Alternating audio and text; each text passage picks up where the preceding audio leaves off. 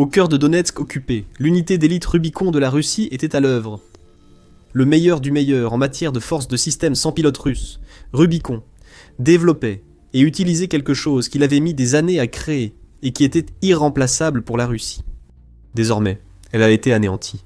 En une seule nuit, l'Ukraine a détruit une base secrète dont elle n'était même pas censée connaître l'existence, et toute la trajectoire de la guerre aérienne en Ukraine a été changée à jamais.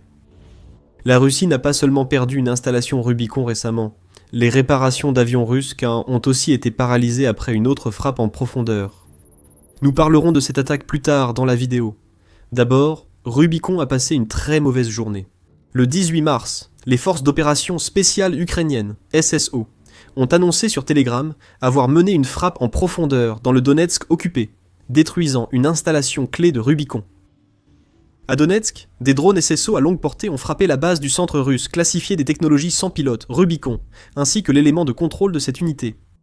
Le SSO a annoncé avoir frappé le centre de coordination des unités de systèmes sans pilote dans la ville occupée, révélant avoir mené une frappe sur mesure pour neutraliser les escadrons de drones russes à l'intérieur. Ce n'était pas une base ordinaire. Le statut classifié montre que Poutine tentait désespérément de dissimuler l'installation Rubicon à l'Ukraine. La Russie savait que cette base était irremplaçable. Et pas seulement sur le plan matériel. La technologie a été cruciale pour la Russie à Donetsk, mais ce sont les experts en drones qui ont exploité cette technologie, que la Russie ne peut absolument pas perdre. L'Ukraine n'a fourni aucune information sur les victimes, et il est certain que nous n'entendrons rien de la Russie. Poutine ne voudra rien révéler à propos d'une nouvelle perte russe, car il préfère de loin la sensation du sable autour de ses oreilles lorsqu'il s'enfouit la tête. Ne vous y trompez pas. L'Ukraine a frappé la Russie si fort le 18 mars que les répercussions se feront sentir dans tout Donetsk. Comment le savons-nous ? Les SSO ont affirmé avoir frappé Rubicon et l'Ukraine l'a prouvé. Une vidéo diffusée avec la déclaration des SSO montre des drones ukrainiens frappant une installation russe sur les territoires occupés, censés être protégés par des défenses aériennes. La vidéo d'environ 1 minute débute par des images en noir et blanc prises par un drone ukrainien s'approchant de sa cible puis la percutant. Ensuite, la vue passe à un autre drone approchant l'installation Rubicon en flammes. Les SSO intensifièrent l'attaque, ce drone fonçant sur le même bâtiment que le précédent a frappé. Ce n'était pas une seule frappe, l'Ukraine a frappé plusieurs fois l'installation Rubicon. Plusieurs bâtiments du complexe sont visés, offrant un aperçu unique de la dégradation de l'installation Rubicon au fil du temps. À chaque frappe, de nouvelles images révèlent des bâtiments en feu, après que l'Ukraine a touché le centre névralgique des drones russes à Donetsk. L'action récente de l'Ukraine est une très mauvaise nouvelle pour la Russie, notamment à cause de ce qui est arrivé à l'unité ciblée. Nous avons mentionné que Rubicon est censé être l'élite en ce qui concerne les opérateurs de drones russes. L'unité est assez connue pour avoir fait l'objet de plusieurs articles dans les médias, dont un publié par le Kiev Independent en décembre dernier. Le média a décrit Rubicon à l'époque comme mortel, d'élite et en expansion. Et il a poursuivi en expliquant comment Rubicon a changé les tactiques de drones de la Russie, pour le pire du point de vue de l'Ukraine.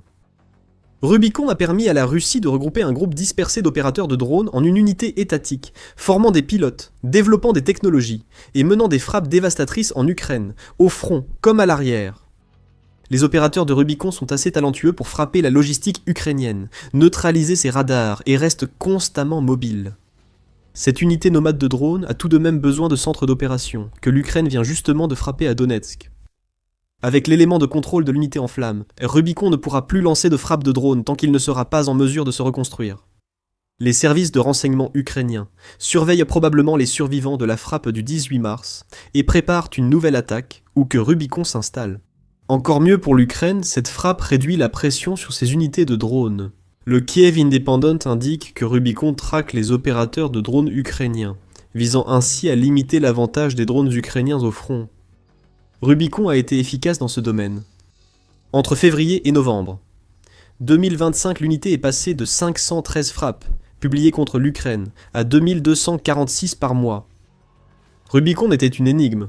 L'Ukraine vient tout juste de trouver la solution. Au fait, ce n'est pas le seul coup que Rubicon a encaissé en 2026. Avant d'examiner l'impact de la dernière frappe ukrainienne sur la Russie, il faut noter que Rubicon a récemment connu des conflits internes.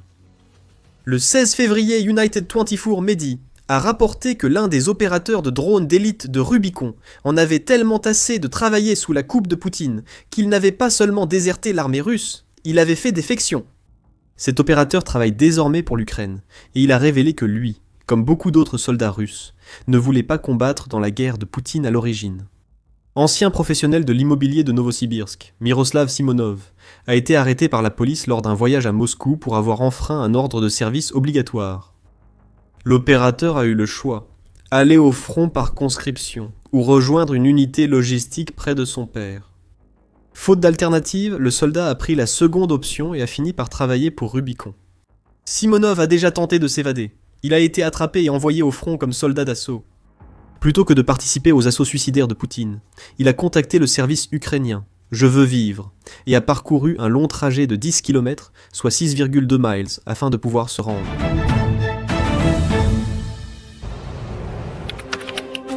Imaginez Internet comme un champ de bataille, rempli d'unités ennemies, cherchant la moindre faiblesse pour s'introduire dans votre quartier général. Dans ce quartier général, vous possédez des informations secrètes et confidentielles à protéger absolument. Imaginez pouvoir brouiller toutes les pistes menant à celui-ci et le rendre invisible. Vous le feriez, non ? Nous aimerions remercier notre sponsor Surfshark, dont le VPN garde vos informations en ligne privée et protégée contre les hackers et les acteurs malveillants. Lorsque vous naviguez sur un réseau public, il est très facile d'accéder directement à vos informations, comme les numéros de carte de crédit, les données confidentielles ou les informations personnelles. Surfshark VPN empêche cela de se produire et protège, ainsi que chiffre vos données personnelles en ligne. En plus de sécuriser votre navigation, Surfshark VPN permet d'accéder à des sites et services de streaming autrement bloqués par des restrictions géographiques. Et vous n'avez besoin d'installer qu'un seul abonnement sur tous vos appareils, sans aucune limite, pour commencer à naviguer en toute sécurité dès aujourd'hui. Allez sur Surfshark, /discount et bénéficiez d'une garantie de 30 jours sans risque ou utilisez le code DISCOUNT lors du paiement pour obtenir 4 mois supplémentaires de Surfshark VPN. La brutalité du service chez Rubicon et dans l'armée russe avait pris fin. Alors que Simonov était en détention, il a vu quelque chose qui lui a confirmé son choix. L'Ukraine a capturé un autre soldat russe avec Simonov. Ce soldat était blessé. Le combattant ukrainien l'a porté au lieu de l'abandonner. C'est alors que j'ai compris la différence entre la Russie et l'Ukraine, a dit Simonov en interview vidéo. Quant à ses projets d'avenir, me battre, tuer des chiens, je ne les vois pas comme humains. J'ai de sérieux griefs contre mon État.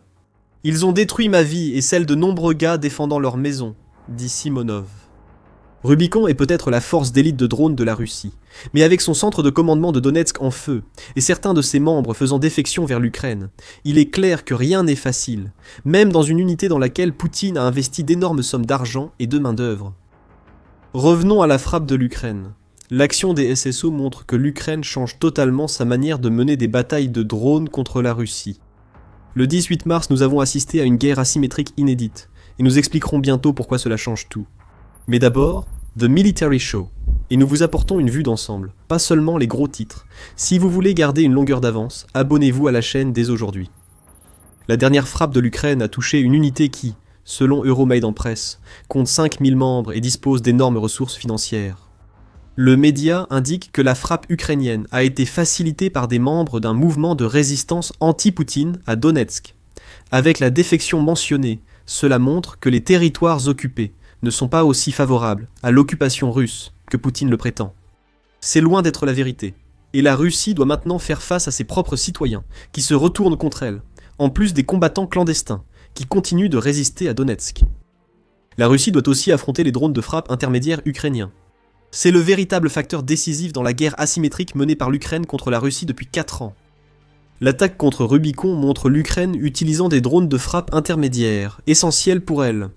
Jusqu'à récemment, l'Ukraine s'est presque exclusivement concentrée sur le développement de drones FPV et de drones longue portée permettant de frapper en profondeur sur le territoire russe lui-même. Les deux sont extrêmement importants, mais aucun ne donne à l'Ukraine la capacité dont elle a besoin pour attaquer l'arrière russe dans les territoires occupés. Les drones FPV n'ont pas la portée nécessaire, ce qui signifie qu'ils sont utiles sur les lignes de combat et dans les zones de destruction ukrainiennes, mais pas au-delà. Les drones longue portée peuvent viser l'arrière proche, mais les employer contre les territoires occupés empêchent l'Ukraine de frapper la machine de guerre de Poutine en Russie. L'Ukraine avait besoin d'autres options, comme l'a expliqué Brian Pickens, ex-béret vert de l'armée américaine, au Centre d'analyse des politiques européennes, CEPA, en janvier. La majorité des cibles majeures sont maintenant situées entre 30 et 100 km, a indiqué Brian Pickens au CEPA. Selon lui, la Russie envoie son infanterie en avant et maintient ses systèmes essentiels à l'arrière, protégés par la guerre électronique. L'Ukraine ne possède pas de systèmes évolutifs capables de frapper de manière fiable à cette distance. Rubicon utilisait ses drones. Maintenant, l'Ukraine en a aussi. Sa récente frappe à Donetsk prouve que sa stratégie asymétrique a franchi un cap. L'Ukraine peut maintenant combiner ses renseignements supérieurs à ceux de la Russie avec des armes pour frapper directement des installations classifiées en territoires occupés. Elle fait tout cela en étendant les zones de destruction par drone FPV et en poursuivant ses frappes en profondeur en Russie. L'Ukraine est aujourd'hui la référence des drones, comme le prouvent les chiffres. Le 19 mars, le Kiev Post a publié une analyse des frappes de drones ukrainiens contre la Russie jusqu'à présent en 2026. La version TLDR est que l'Ukraine envoie des essaims plus grands et frappe plus de cibles que jamais. Parmi les détails supplémentaires, on note que les drones ukrainiens ont mené 40 attaques majeures contre des cibles à moyenne et longue portée, allant de 50 à 250 km, soit de 31 à 155 miles, rien que pendant la première moitié du mois de mars. Pour contexte, le record de frappes ukrainiennes dans cette plage est de 57 atteints en décembre 2025. Si l'Ukraine continue ainsi, elle comptera 80 attaques majeures d'ici fin mars, soit plus de 50% de plus que le précédent record. Le Kiev Post note que les attaques de drones ukrainiens ont presque doublé, avec des essaims de plus en plus grands. Durant les 6 semaines, avant le 18 mars, l'essaim moyen que l'Ukraine envoie en Russie, dans les territoires occupés, compte entre 100 et 200 drones. À la fin de 2025, ce nombre était compris entre 50 et 70. Et pour couronner le tout, la première moitié du mois de mars a vu l'Ukraine atteindre une quasi-parité avec la Russie, en ce qui concerne le nombre de drones de frappe moyenne et longue portée qu'elle lance. Ce que cela nous indique, c'est que l'Ukraine dispose des bons types de drones, et qu'elle en produit en quantité suffisante pour lui permettre de faire des choses comme neutraliser Rubicon à Donetsk. Il y a seulement quelques mois, les atouts les plus précieux de la Russie étaient en sécurité, tant qu'ils se trouvaient à quelques dizaines de kilomètres derrière les lignes de front. Aujourd'hui, ce n'est plus le cas. L'Ukraine inflige des pertes à la Russie grâce à une nouvelle stratégie de drones, inspirée des essaims russes, mais optimisée par le renseignement ukrainien, pour garantir la destruction de cibles militaires bien plus précieuses. Cela nous ramène à quelque chose que nous avons mentionné au tout début de la vidéo. Vous vous souvenez de ce que c'était ? Nous vous avons dit que les réparations des avions russes ont été paralysées, lors d'une frappe en profondeur distincte. Cela prouve l'efficacité des approches combinées à moyenne et longue portée de l'Ukraine. Voici ce qui s'est passé. Le 16 mars, les drones ukrainiens se sont rendus dans la région d'Ulyanovsk, en Russie, qui se trouve à l'est de Moscou, et à environ 800 km, soit 500 miles de la frontière que la Russie partage avec l'Ukraine. Là-bas, ils se sont abattus sur l'usine de fabrication d'avions Avistar, qui appartient à la United Aircraft Corporation, elle-même sous l'égide de l'immense entreprise russe Rostec. Des drones ukrainiens ont frappé des parkings et des abris pour avions, selon Euromaidan Press. Mais la nouvelle la plus importante concernant cette frappe, c'est qu'elle a détruit une usine responsable de la production des avions cargo lourds AN-124, ainsi que des ravitailleurs IL-78-90-A et des avions de transport militaire IL-76MD-90. Autrement dit, des avions russes de fret, de transport de troupes et de ravitaillement ont tous été mis hors service lors d'une seule frappe. Attendez, avons-nous dit une ? Nous voulions dire deux. Juste un jour plus tard, l'Ukraine a également mené une attaque de drone contre la 123e usine de réparation d'avions, située dans la ville de Staraya, dans la région de Novgorod, en Russie. Cette fois, l'état-major général des forces armées ukrainiennes a utilisé Telegram pour révéler l'attaque, en partageant une photo montrant que les drones longue portée de l'Ukraine ont une fois de plus atteint leur cible. L'entreprise est spécialisée dans le cycle complet de réparation et de modernisation des avions de transport militaire et de leurs composants, ce qui lui permet de recevoir des avions lourds directement sur le territoire de l'entreprise, a révélé l'état-major général en partageant ses raisons pour l'attaque. Et il a ajouté qu'un hangar, utilisé pour l'entretien de plusieurs types d'avions russes, y compris l'IL-76MD-90A, mentionné précédemment, et le L-410, qui est un avion de transport léger, servant souvent à des missions utilitaires dans les opérations aériennes russes, était également concerné. Avec ces deux frappes, l'Ukraine prouve qu'elle ne perd pas de vue sa campagne en profondeur en Russie, tout en s'adaptant à sa nouvelle stratégie de frappe à moyenne distance. Des frappes à longue et moyenne portée ont lieu en même temps, et la Russie en souffre. Les cibles ukrainiennes sont cruciales ici. Les deux installations frappées par l'Ukraine entre le 16 et le 17 mars ont affaibli la force aérienne russe et surtout sa capacité à soutenir ses troupes en Ukraine. La destruction de l'usine Aviastar à Ulyanovsk empêche la Russie de produire de nouveaux avions de fret, de ravitaillement et de transport militaire jusqu'à la fin des réparations.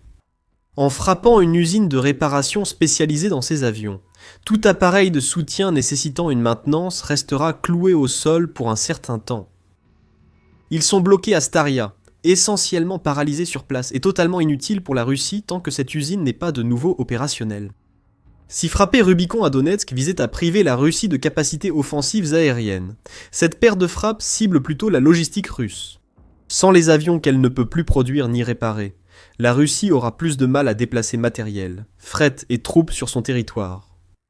Des retards surviennent, des problèmes de chaîne d'approvisionnement apparaissent, des soldats et du matériel qui devaient être acheminés en Ukraine via le réseau ferroviaire russe n'arrivent pas à destination à temps pour effectuer le trajet. Et tout cela, comme c'est le cas pour tant de frappes en profondeur de l'Ukraine, se traduit par des assauts russes affaiblis sur le front, ce qui ne fait qu'entraîner davantage de pertes dans les rangs de Poutine. Alors que les pertes russes atteignent 1,29 million après plus de 4 ans de combat, la dernière chose dont Poutine a besoin est de voir encore plus de soldats morts. Il enverra d'autres soldats, mais chaque mort ou blessé est remplacé par quelqu'un à peine formé et loin d'être prêt à affronter les horreurs de la guerre déclenchée par Poutine. L'armée de l'air russe a rencontré de grandes difficultés en Ukraine. L'une des raisons pour lesquelles des unités comme Rubicon sont devenues aussi grandes et aussi importantes, c'est que la Russie a complètement échoué à tirer parti de ce qui devrait être un avantage aérien énorme sur l'Ukraine. Selon le ministère des Finances ukrainien, la Russie a perdu 435 avions et 349 hélicoptères face à l'Ukraine depuis le début de la guerre, ce qui représente environ 8,5 milliards de dollars de pertes en matériel aérien depuis le début de l'invasion. La Russie a dû éloigner ses avions de l'Ukraine, les utilisant désormais pour lancer missiles et bombes planantes à une distance de sécurité. Mais avec des frappes comme celle que l'Ukraine vient de mener contre ces deux usines de fabrication d'avions, la notion de distance de sécurité pour la Russie est en train de changer. Si l'Ukraine connaît la position de l'aviation russe, elle peut la cibler. Les frappes en profondeur sont redoutables et la Russie vient de l'apprendre à ses dépens, alors que 2 de ses usines aéronautiques sont en flammes. La situation empire pour la Russie. L'Ukraine vise les sites de fabrication et réparation d'avions russes, pas seulement pour ralentir les forces russes au front. Plusieurs incidents survenus jusqu'à la fin de 2025 démontrent que le secteur de l'aviation militaire russe est en pleine dégradation. Le crash d'un avion AN-22 en décembre 2025 au-dessus de la région d'Ivanovo en Russie a été accompagné de la perte de pilotes dans un chasseur non identifié, probablement un Su-34 ou un Su-35 à peu près au même moment, rapporte la Nouvelle Voix de l'Ukraine. 2 pilotes russes sont morts suite à un problème de siège éjectable alors que leur avion était en sécurité dans un hangar. Ces incidents montrent que la Russie peine à entretenir ses avions militaires, sans doute à cause des sanctions limitant l'achat de composants clés. Cela éclaire sous un nouveau jour la double frappe de l'Ukraine les 16 et 17 mars. Ce ne sont pas que les usines qui brûlent, mais aussi probablement des composants essentiels pour maintenir les avions russes en vol. Pavlo Narojny, qui est le fondateur de l'organisation à but non lucratif Reactive Mail, explique le problème de la Russie à la Nouvelle Voix de l'Ukraine, en déclarant « L'aviation russe se dégrade, ce n'est un secret pour personne. » Même les propagandistes russes l'ont admis malgré eux. Il y a eu un moment où un avion russe a été détruit par un drone, et un propagandiste russe a déclaré « Ce n'était de toute façon pas un avion important. Nous allions le mettre à la casse pour des pièces détachées. » Le fait que des avions soient mis à la casse pour des pièces signifie que la Russie n'a pas les pièces dont elle a besoin à disposition. Elle cannibalise ses propres appareils. L'Ukraine en est consciente et en profite. Elle a peut-être touché quelque chose d'irremplaçable pour la Russie à Donetsk, mais aussi à Ulyanovsk et à Staraya. Les composants d'avions sont rares en Russie, dont les perdre est un nouveau coup dur pour une force aérienne russe affaiblie par les sanctions. Donc l'unité Rubicon a été décimée et l'aviation militaire russe a subi un coup massif. Mais l'Ukraine ne s'est pas arrêtée là. À plusieurs reprises, sa nouvelle combinaison de frappes à moyenne et longue portée ravage la Russie. Pendant que tout cela se passait, l'Ukraine a lancé son plus grand raid de drones, et parmi les principales cibles, Moscou. Découvrez ce raid dans notre vidéo et abonnez-vous pour d'autres analyses des frappes de drones ukrainiennes par The Military Show. Merci de nous avoir regardés.